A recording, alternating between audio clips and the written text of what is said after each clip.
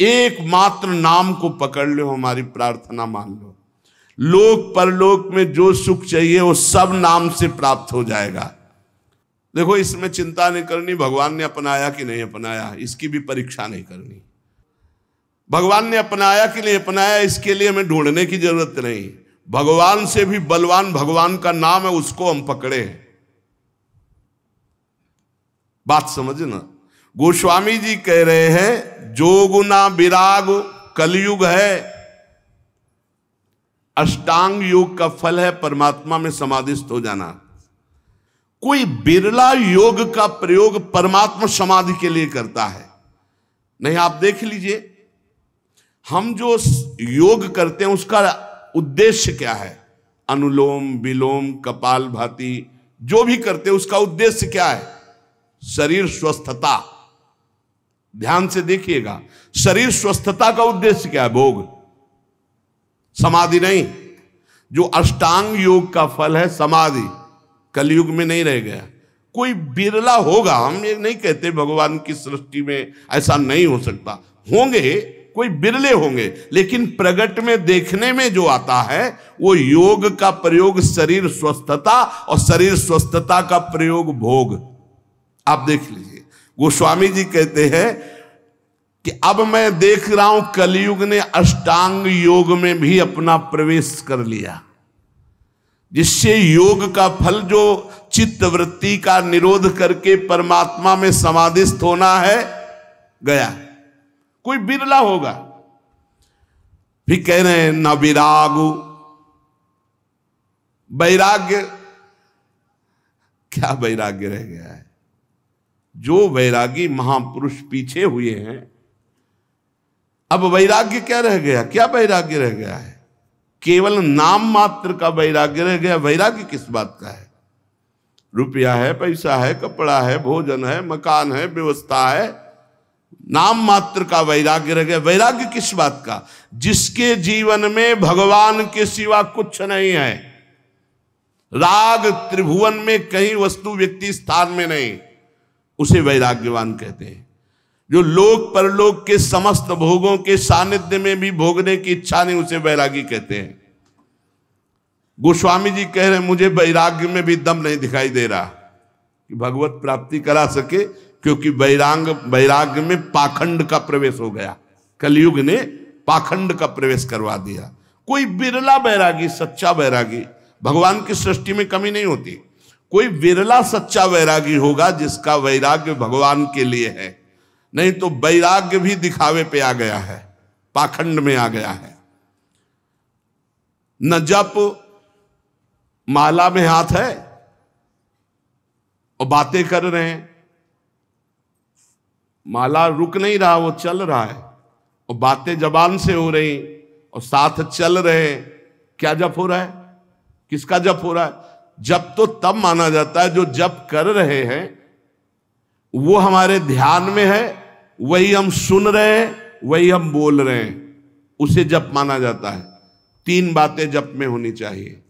जो हम जप रहे हैं वही सुन रहे हैं, वही हमारे ध्यान में है। राधा तो दिखाई दे रहा है, राधा लिखा, सुनाई दे रहा है राधा, और हम बोल रहे हैं राधा, और फिर एक मन का सकिला, फिर राधा, फिर एक मन का सा, वो जप।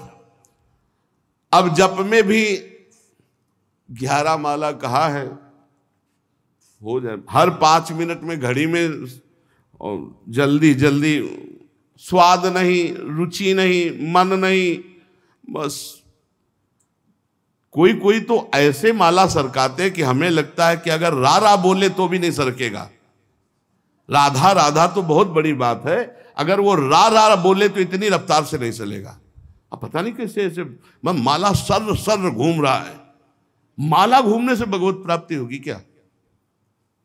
माला घूम, देखो ये माला है, काउंटर है, ये चीजें मन लगाने के लिए हैं। असली तो जब श्वासों की माला में, धड़कन में नाम चलता है, रोम रोम आनंद से खिल उठता है, ये प्रारंभिक दशा है। तो प्रेम प्राप्ति के लिए नेम लिया गया है, इसलिए आवश्यक है माला और काउंटर से जपना। पर वो जप इस तरह का होना चाहिए कि वही सुनाई दे, वही जो बोल रहे वही दिखाई दे। ऐसे तब जब किए। अब बोलो इसमें तुम बात कर सकते हो? हिम्मत नहीं कि तुम बोल सको, तुम्हारी हिम्मत नहीं कि बोल सको, क्योंकि बोलोगे तो क्रम टूट जाएगा। जब अपने लोग अभ्यास करते थे तालू में जिभ्या ऐसे लगा के ऊपर, बोलना विष जैसा लगता था, क्योंकि वो क्रम टूटेगा, वो चल रहा है। गोस्वामी जी कह रहे हैं कि जो मंत्रानुष्ठान है अब वो नहीं दिखाई देता, कलयुग का बड़ा प्रभाव है। और जाग माने यज्ञ। अब यज्ञ तो भाई बहुत है दुर्लभ बात हो गई यज्ञ करना। कोई कोई महापुरुष अनुष्ठान करते होंगे, अच्छे से पूर्ण भी होता होगा, सृष्टि है भगवान की, पर अब बहुत मुश्किल है यज्ञ करना, क्योंकि त्रिकाल संध्या करने वाला मंत्रवेत्ता आचार्य और जौधान्य आदि बड़ा पवित्र, भूमि पवित्र, जजमान की वासना पवित्र, उपासना के भाव, और बड़े ही सुरक्षा से जब यज्ञ होती तब वो पूर्ण होती है। यज्ञ भोक्ता भगवान प्रसन्न होते हैं, दर्शन देते हैं, कृपा करते हैं। गोस्वामी जी कह रहे हैं यज्ञ भी बड़ा कठिन, यज्ञानुष्ठान त्रेता में पूर्ण होते थे। अब कह रहे हैं कि तपस्या, इसमें भी दंभ घुस गया, तप में दंभ घुस गया। बाहर से दिखावा की भावना आना ही दंभ कहा जाता है। तप होता है भगवान की प्रसन्नता के लिए। बहुत से महात्मा एक लंगोटी लगाए पूरा जीवन ऐसे कष्ट सहते हुए भगवान को रिझा लिए, आज भी हैं, पर प्रायः तपस्या में दंभ घुस गया है, दिखावा घुस गया है, उससे तपस्या का फल। और भगवान तपस्या समर्पित करके दैन्य होने से भले मिल जाए, नहीं तपस्या से भगवान को नहीं खरीदा जा सकता। तप के द्वारा भगवान को खरीदा नहीं जा सकता। तप में शक्ति संचय होती है, पर अहम त्याग करके वो तप भगवान को समर्पित कर दे तो भगवान की प्राप्ति हो जाए। पर शुद्ध तप, तप का अर्थ होता है ताप सहन करना। जैसे काम हमारे हृदय में ताप देता है, क्रोध हमारे हृदय में ताप देता है, लोभ मोह देता है, इनको हम सह जाएं। अपने धर्म में चलने पर जो कष्ट होता है उसे सह जाने को तपस्या कहते हैं। बोले वो भी दिखावा हो गया है, दिखावा हो गया है। भगवान जानते हैं तो हम दिखावा किसके लिए कर रहे हैं। तो तप में दिखावा दंभ घुस गया। और बोले जो त्याग है, जोग न विराग जप जाग तप त्यागो, त्याग कहते हैं हमारे हृदय में भगवत प्राप्ति की लालसा हुई है, जानबूझकर सारे भोगों का सुख सुविधाओं का त्याग करके असुविधा युक्त जीवन, भगवान के लिए सब सुविधाएं हैं, असुविधा युक्त जीवन। त्याग का जब तक अहम होता है तो ना संतों में और ना भगवंत में द्रवण क्रिया नहीं होती, ध्यान रखना। उनका हृदय तभी द्रवित होता है जब त्याग का, अहम का भी त्याग हो जाए। कई बार सत्संग में सुनाया है, पूरे भारत की नदियों का भ्रमण करके फलाहार दुग्ध आदि से जीवन व्यतीत करते थे। उनको जब सुनने को मिला महाप्रभु चैतन्य देव की महिमा की कीर्तन में अमृत बरसता है, तो उन्होंने लगा कि जब मैं जाऊंगा तो मैं त्यागी हूँ, समस्त तीर्थों का अवगाहन किए हूँ, फलाहार दुग्धाहार रहता हूँ, तो महाप्रभु गले से लगा लेंगे। कीर्तन में पहुंचे, जे भी पहुंचे तो महाप्रभु का कीर्तन रुक गया और कहा कौन बहिर्मुख पुरुष आ गया जिससे कीर्तन का रस सूख रहा है। और वही आए हुए थे, बोले हटाओ इनको, हटा दो। अब वो जो दूर जा करके खड़े हुए और रोने लगे कि प्रभु क्या मुझ जैसे अधम का आपके चरणों में कोई स्थान नहीं मिलने का। अगर आप जैसे महापुरुष अंदर से प्रार्थना करते हैं, आप जैसे महापुरुष मुझ जैसे अधम को स्वीकार नहीं करेंगे, फिर मेरा उद्धार कैसे। महाप्रभु दौड़ पड़े और जाके गले से लगा लिया और कीर्तन में उन्मत्त कर। अहम का त्याग, त्याग की स्मृति का त्याग, दैन्य भाव। तो त्याग का भी महत्व भगवत प्राप्ति नहीं करा सकता। तीरथ न धर्म जानो वेद विधि किमि है। अब तीर्थ ध्यान देना आप, कलयुग की चाल का ध्यान देना। आप सब हृदय वाले हैं। घर गृहस्थी में उतने पापाचरण की वृत्ति नहीं आएगी जितना तीर्थ में आने की संभावना है। क्यों आने की संभावना है? कलयुग की कुचाल है कि यहां का पाप वज्र की तरह होगा, तुम्हारी दुर्गति होगी। ब्रह्मा जी के 4 ये युग पुत्र हैं, सतयुग, त्रेता, द्वापर, कलयुग। सतयुग से कहा मैंने सृष्टि की रचना में नरक की रचना की है, उसका भी ध्यान रखना, कुछ लोग उधर भी जाना चाहिए। बोले प्रभु हमारे राज्य में कोई नरक जाए असंभव, आपकी इस आज्ञा का पालन नहीं हो पाएगा। सतयुग ने कहा। त्रेता से तो त्रेता ने कहा बड़े भैया का अनुसरण करेंगे। द्वापर से कहा तो द्वापर ने कहा हम आज्ञा पालन करने की सम्यक चेष्टा करेंगे, आपकी आज्ञा का पालन हो कि कुछ लोग जो अधर्माचरण करेंगे वो नरक भेजे जाए।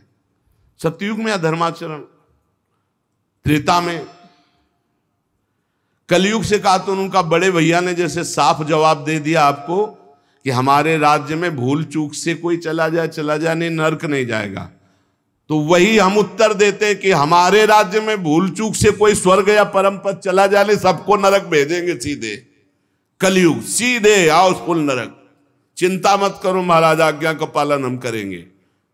हर जगह तीर्थयाटन में व्यसन, व्यभिचार, छल, कपट, चोरी ये निषेध है, पर लोग तीर्थयाटन में जाकर के ऐसे अपराध ज्यादा कर देते हैं। नशा करना, व्यभिचार करना, चोरी करना, क्रोध करके लड़ाई कर लेना, किसी तीर्थवासी को पीट देना, अपमान कर देना, ऐसे बहुत तरह से।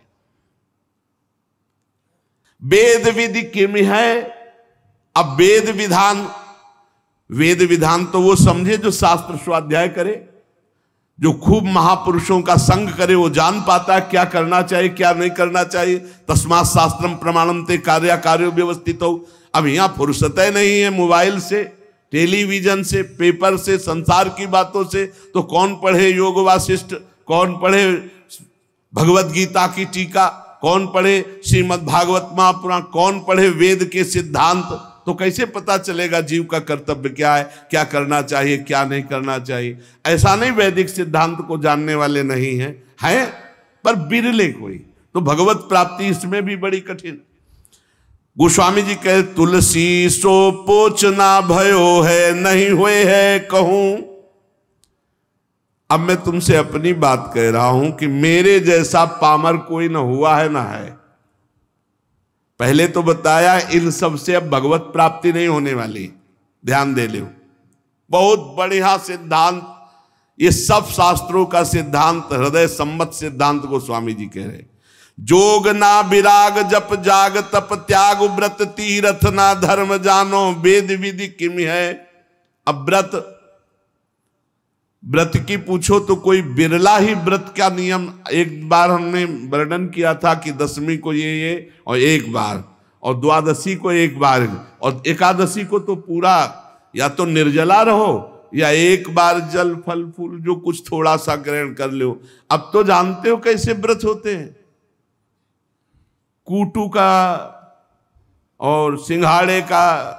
जैसे कूटू के पकौड़ा बन रहे हैं, सिंघाड़े के हलवा बन रहे हैं, समा के खीर बन रही, और क्या क्या पकवान बन रहे हैं। बाल भोग अलग, राज भोग अलग, शयन भोग अलग।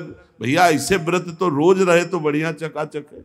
नहीं, व्रत का मतलब है उपवास तो उपवास, पूरे दिन कुछ नहीं, शाम के समय जल फल कुछ ले लिया नहीं, पार पूरा उपवास करके निर्जला।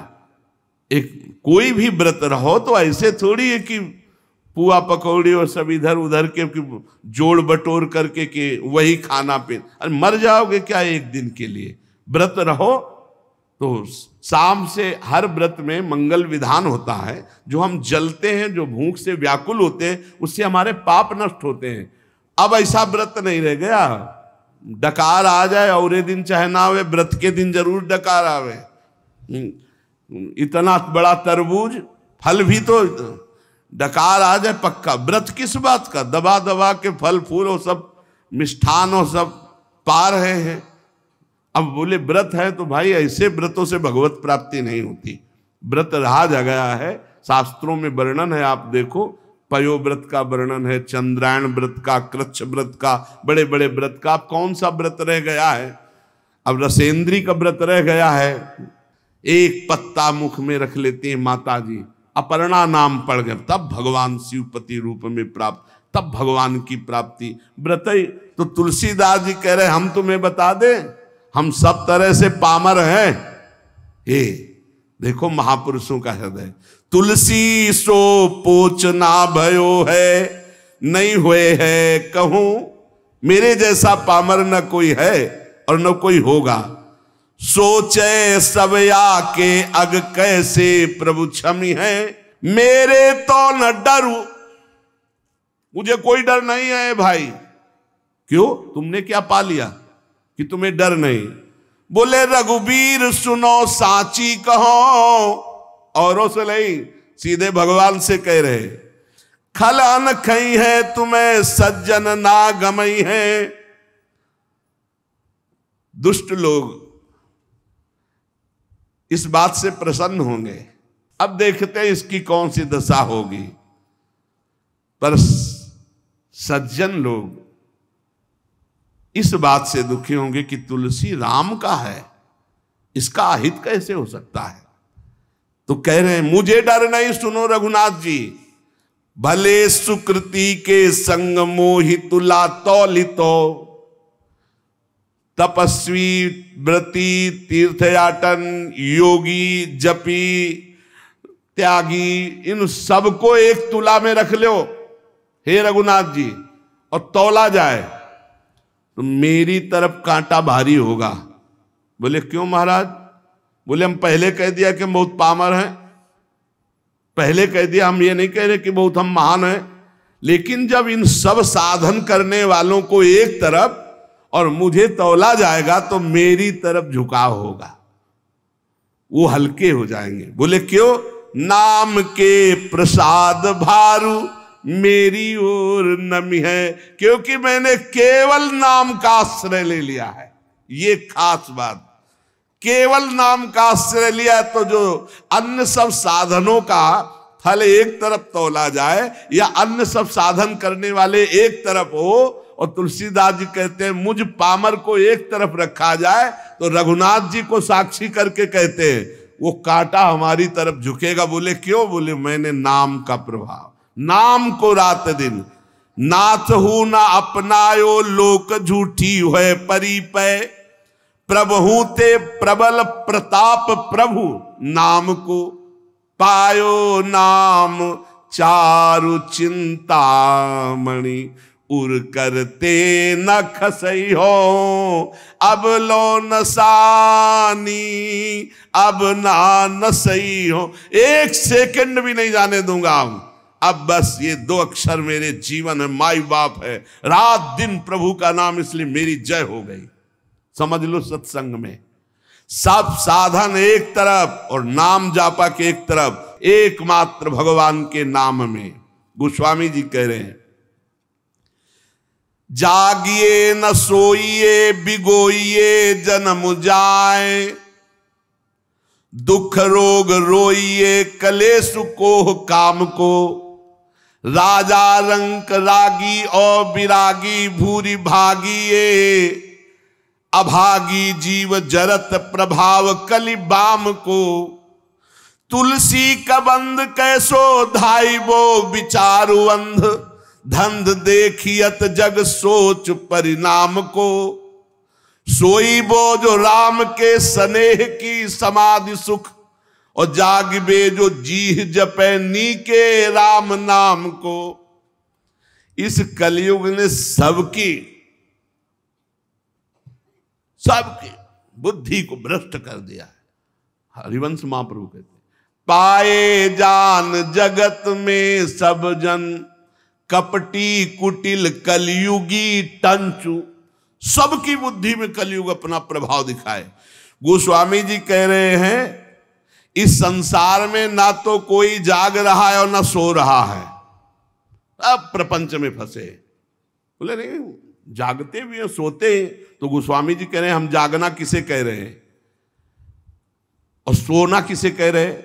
बोले जागिबो जो जीह जपे नीके राम नाम को, और सोईबो जो राम के स्नेह की समाधि सुख। सोना किसे कहते हैं? भगवान के चिंतन में डूबा हुआ आनंद मगन कब निद्रा में चला गया फिर जगा भगवान के चिंतन, इसे सोना कहते हैं। बोले संसार के जीव न सोना जानते हो न जागना। और जागना किसे? जब चेतना में है तो हर समय जवान से नाम जप कर रहे हैं। गोस्वामी जी कह रहे ये कलयुग है, जीवन का जीवन पूरा व्यर्थ नष्ट कर रहा है कलयुग। मनुष्य के दुख शोक रोग रो रहे हैं, जिंदगी बर्बाद हो रही, काम क्रोध क्लेश ये सब के हृदय में बाढ़ आ रही है। राजा रंक रागी विरागी भागी अभागी सबको कलयुग ने अपने में ग्रसित कर लिया है। कुटिल कलयुग का ऐसा प्रभाव है कि सबको अंधा कर दिया है। वह धंधा रसेंद्री जनेंद्री का, ईमानदारी से देख लो, खूब बढ़िया खाने को मिले भोगने को मिले, अंधा कर दिया। ना ये चैन से सो पा रहे हैं ना जाग पा रहे हैं। चैन से सोना है भगवान का चिंतन करते हुए, भगवान के चिंतन में सोना, और जागना है रात दिन नाम चल रहा है, यही जगना है। गोस्वामी जी कह रहे हमारे ऊपर कलयुग होश में नजर मत डाल देना। सुनिए कराल कलिकाल भूमिपाल तुम जाय घालो चाहिए कायदों राखे ताय को।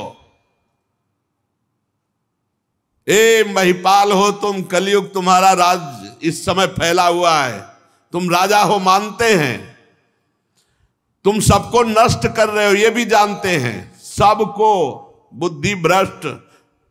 सब में कौन बचा है? जो सोता है भगवान का चिंतन करके, जगता है भगवान का चिंतन करके और हर समय नाम जप करता रहता, उसके ऊपर कलयुग का प्रभाव नहीं पड़ेगा। सुनिए कराल कलिकाल भूमिपाल तुम जाय घालो चाहिए कायदो राखे ताय को। जिसको तुम नष्ट करना चाहो उसे कोई बचा नहीं सकता भगवान के सिवा। अरे बुद्धि बदल दी महाराज परीक्षित की, जो गर्भई में भगवान का दर्शन किए थे, मरा हुआ सांप ऋषि के गले में ऐसे विनोद में डाल दिए। वो विनोद है, वो समाधिस्थ महात्मा है, इतने बड़े पूज्य महात्मा, उनके गले में एक मरा हुआ सांप डाल दिया। बुद्धि खराब कर देता है कलयुग। गोस्वामी जी कह रहे देखो मैं कोई अहंकार से नहीं कह रहा, ए कलयुग हाँ तो दीन दूबरो बिगारो ढारो रावरो ना मैं हूं ते हूं ताहि को सकल जग जाहि को। वैसे बहुत दीन हूं बहुत दूबरा हूं, पर ऐसा मत समझ लेना मैं बहुत बड़े का हूं। ए कलिकाल साची कहो कलिकाल कराल में ढारो बिगारो तिहारो कहा है। काम को कोह को लोभ को मोह को महिषोवान प्रपंच रहा है। हौ जगु नायक लायक आज पे मेरी ओ टेव कुटेव महा है। जानकी नाथ बिना तुलसी जग दूसरों सु करी हो ना हाहा है। तू अपना इतना प्रभाव बढ़ा लिया, सारे जगत को काम क्रोध लोभ कपट मोह हिंसा दंभ पाखंड मदिरा पान मांस खाना व्यभिचार करना फैला दिया तूने। पर मैं हाहा तेरे से नहीं खा सकता। मैं रघुनाथ जी कहूं देख तू मेरा कुछ नहीं बिगाड़ सकता। क्यों? भागीरथी जलपान करो और नाम द्वय राम के लेत नितय हो। मोको न लेनो न देनो कछु कल भूल न रावरी और चितय हो। रोज भगवान का गंगा जल पान करता हूं चरणामृत, और जितना बना 2-4 नाम जप कर लेता हूं। कलयुग होश में हमारी तरफ देख मत लेना तुम। जान के जोरी करो परिणाम तुम्हें पछतई है पै मैं न भितई हूं। तुम्हें बता दे कि अगर हमारी तरफ देखा कुछ उपाय किया हमारे नष्ट करने का, तो मेरा तो कुछ बिगड़ेगा नहीं, मैं डरूंगा नहीं, लेकिन हो सकता है तुम्हारा बिगड़ जाए। बोले कैसे? बोले ब्राह्मण जो उगल्यो उर्गारी हो त्यों ही तिहारे हिये ना हितई हो। महामहिम गरुण जी ने जब एक भोजन आहार एक जगह लिया तो उसमें एक ब्राह्मण भी आ गया, ब्रह्म ऋषि। तो आंख पैदा हो गई गरुड़ जी के तालू पे, तत्काल उगल दिया। बोले समझ लो जो भगवान का भजन करते तो गरुड़ जी नहीं लील पाए तो एक कलयुग तू क्या बिगाड़ लेगा। भगवान का चरणामृत पान करता हूं, दो चार जो बना हूं राम राम जप लेता हूं क्योंकि मैं रघुनाथ जी का हूं। ये ठसक रोज भगवान का चरणामृत पान जो करता है और जो नाम जप करता है कुछ नहीं बिगड़ेगा। जीते विनायक शुभ अशुभ विघ्न, सेवक जी महाराज, जीते विनायक शुभ अशुभ विघ्न करे नहीं कोई, विघ्न करे नहीं कोई, डरे कलिकाल कष्ट भय, हरे सकल संताप हरस हरिनाम जपत जय। जो भगवान नाम जप कर रहा है उसकी सदा जय होती है। नाम जप करो, रोज भगवान का चरणामृत पियो, प्रिया प्रीतम का चरणा, ये गंगा जल क्या है? गांगम वारि मनोहारि मुरारि चरणच्युतम त्रिपुरार शिरश्चारि पापापहारि पुनातुमाम। कई बार सत्संग में कहा चरणामृत का नियम ले लो, बिना चरणामृत के भोजन मत करो। पहले चरणामृत जाएगा प्रभु का तब भोजन पाएंगे, ऐसा नियम लिए हो। सुबह होते ही पहला बात होनी चाहिए चरणामृत अपनी जिह्वा पे जाए। भागीरथी जल पान करो और नाम द्वय राम के लेत नितय हो। देखो बोले जो बना हमसे दो चार बार नाम ले लेता हूं, भगवान का चरणामृत पीता हूं, गंगा जल पीता हूं। ए कलिकाल हमारी तरफ देख मत लेना, और नहीं देखेगा कलिकाल। नाम जब चल रहा है बुद्धि भ्रष्ट नहीं होगी, नहीं भ्रष्ट कर देगा। कलिकाल ने बुद्धि को भ्रष्ट कर दिया। बिना धर्म के, बिना भगवत भजन के पशु की तरह जीवन व्यतीत हो रहा है। ना मुख में तेज है, ना हृदय में दया है, वही असत आचरण फैलते चले जा रहे हैं। सबसे प्रार्थना है अगर इस कलिकाल में परम सिद्धि प्राप्त होती है तो केवल नाम जप से प्राप्त होती है, मान लेना। ये शास्त्र सम्मत बात कहते हैं। कृतयुगे ध्यायते विष्णुम तेतायाम यजते मखई द्वापरई परिचर्यायाम कलौ तद्धरि कीर्तनात्। कलयुग केवल नाम आधारा, सुमिर सुमिर नर उतरे पारा। गोस्वामी जी महाराज कह रहे हैं मैंने भगवान के नाम के बल से विजय प्राप्त कर ली कलयुग पर, माया पर। मेरे जाति पात ना चाहो काहू की जाति पात, मेरे को काम को ना हो काहू के काम को। लोक परलोक रघुनाथ ही के हाथ सब भारी है, भरोसो तुलसी के एक नाम को। अति ही अयाने उपखानो नहीं बूझे लोग, साही को गोत गोत होत है गुलाम को। साधु कह असाधु कह भलो कह पोच, सोच कहा का काहू के द्वार पर हो, जो हो सो हो राम को। ये बात विजय प्राप्त करवा देगी माया पर और कलयुग पर। कह रहे हैं मुझे किसी की पंक्ति में जाना है या किसी को बुलाना है, कोई बेटी का ब्याह थोड़ी करना है। मैं किसी की भी जहां तो जात पात पूछता हूं ना, मैं अपनी जात पात, मैं ना तो किसी के काम का हूं ना कोई मेरे काम का है। ना मेरा लोक ना मेरा परलोक, मेरा सब कुछ रघुनाथ जी भगवान। मेरा लोक परलोक मेरी साधना साध्य सब मेरे भगवान। बहुत जोर की बात है। तुलसी एकमात्र केवल नाम का सहारा लिया है, नाम का। भारी है भरोसो तुलसी के एक नाम को। नाम को पकड़ लो भाई।